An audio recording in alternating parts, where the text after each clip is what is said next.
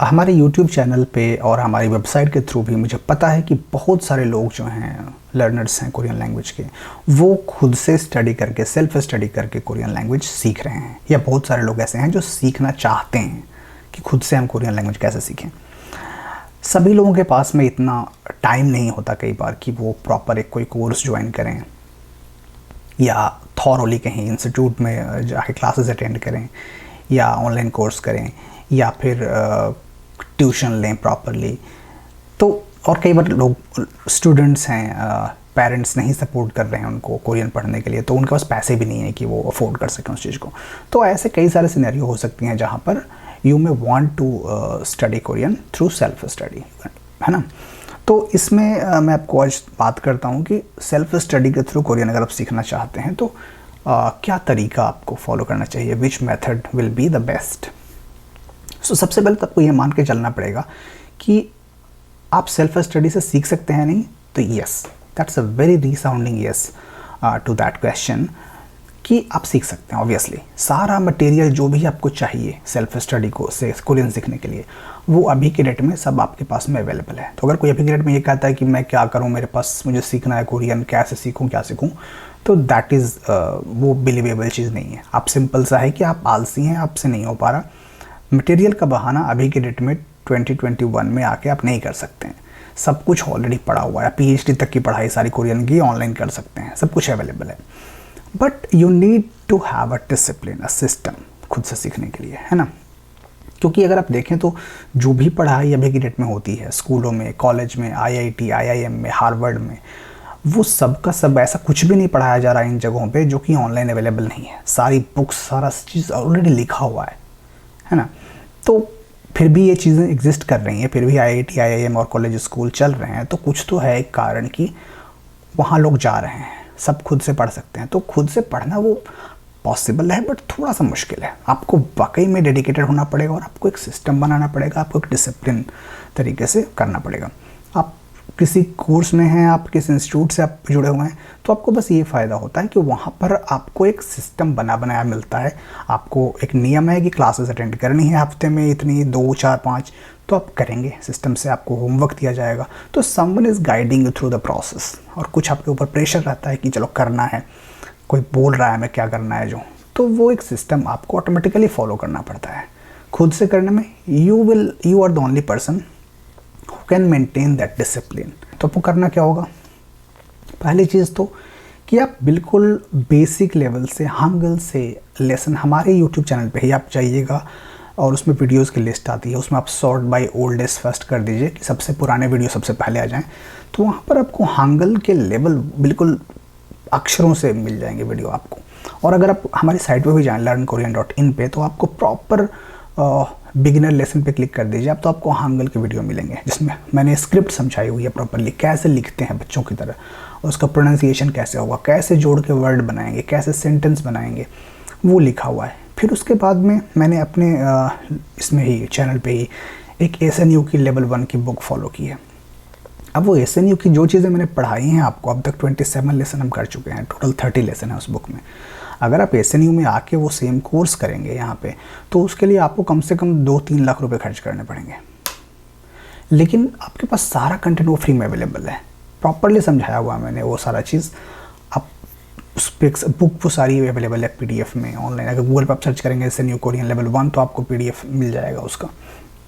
तो आपको सिस्टम से वो फॉलो करना पड़ेगा कि ये नहीं कि बैठ के एक दिन में 5 लेसन पढ़ गए और फिर उसके बाद हफ्ते दिन नहीं पढ़ रहे हैं। आपको एक सिस्टम बनाना पड़ेगा कि I will do 1 lesson in every 2 और 3 डेज़, कि हफ्ते में मुझे 2 लेसन करने हैं या 3 लेसन करने हैं। आपके पास जितना टाइम है उसके हिसाब से आप एक सिस्टम बनाएंगे कि मैं हफ्ते में 2 लेसन करूँगा।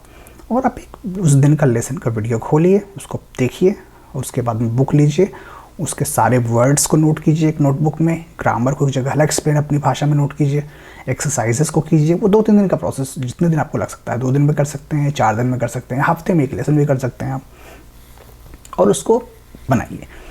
आप जितनी एक्सरसाइजेस हैं उतना ही कर रहे हैं आप, तो इनफ है। उसके लिए कोई अलग से बुक वगैरह मैं रिकमेंड नहीं करूँगा। जितने वर्ड्स आ रहे हैं उस चैप्टर में, उस बुक में, उतने ही याद कीजिए आप।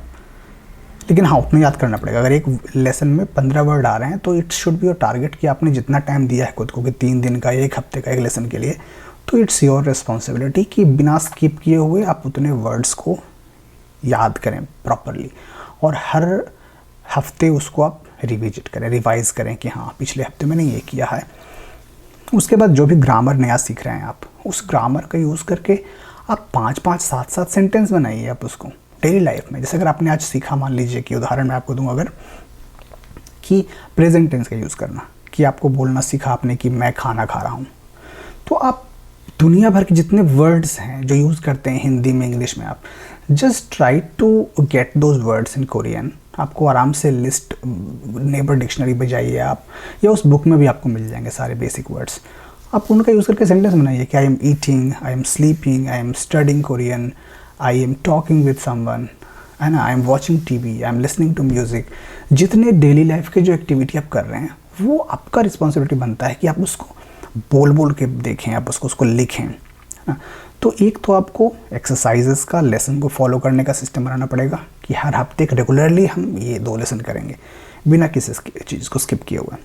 सेकेंडली, आपको वर्ड्स को मेमोराइज़ करने का एक सिस्टम बनाना पड़ेगा कि हर हफ्ते मुझे जो भी लेसन्स में वर्ड्स आ रहे हैं, आई विल मेमोराइज दैट। कुछ भूल गए वो अलग चीज़ है, दैट्स नॉर्मल, वो तो आप कहीं पढ़ने जाएंगे तब भी आप वर्ड्स को भूलेंगे, फिर से याद करेंगे, वो तो होगा, बट याद करना इज़ द फर्स्ट थिंग। उसके बाद में सेंटेंसेस को, ग्रामर को यूज़ करना। अब आप कोरिया में नहीं हैं या आप कहीं इंस्टीट्यूट में नहीं जा रहे हैं, तो you don't have the opportunity, you don't have the luxury to use those grammar patterns और words in real life communication, है ना। वो आप नहीं कर सकते हैं क्योंकि लोग नहीं हैं आपके इर्द गिर्द जो कोरियन बोलते हैं। तो आपको खुद से ही वो एक आर्टिफिशियल एनवायरनमेंट क्रिएट करना पड़ेगा जहाँ पर आप यूज़ कर पाएँ।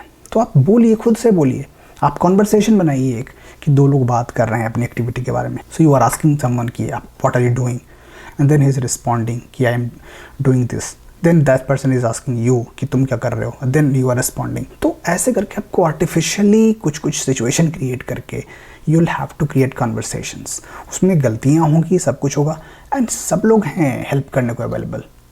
खुद ही हमारा ग्रुप है वो, अगर आप जाएंगे टॉपिक गाइड का ग्रुप है, पेज है स्टडी का फेसबुक पे, और यूट्यूब पे भी, हमारे चैनल पे भी। अगर आप सीरियस क्वेश्चन पूछेंगे तो प्रॉपरली लोग आपको हेल्प करेंगे, मैं खुद आपको रिस्पॉन्ड करूँगा कि हाँ ये आपका आपने लिखा है सही है कि नहीं है। तो आप थोड़ा सा एक डिसिप्लिन मेंटेन करके अगर आप करें तो definitely you can do it's 100% possible. Basic जो मैंने आपको बताया सिस्टमिक डिसिप्लिन, वो आप अगर करके शुरू करें कि आपको वीकली 1 घंटा 2 घंटा जो भी है वो देना है, और वो लगातार देना है, और एक बुक को फॉलो करना है। 10 चैनल को मत देखिए, 10 तरह के मटेरियल और साइट को और इंस्टाग्राम को मत देखिए, है ना। एक बुक को फॉलो कीजिए, एक सिस्टम को फॉलो कीजिए, एक ट्यूटोरियल को फॉलो कीजिए, दैट शुड बी इनफ।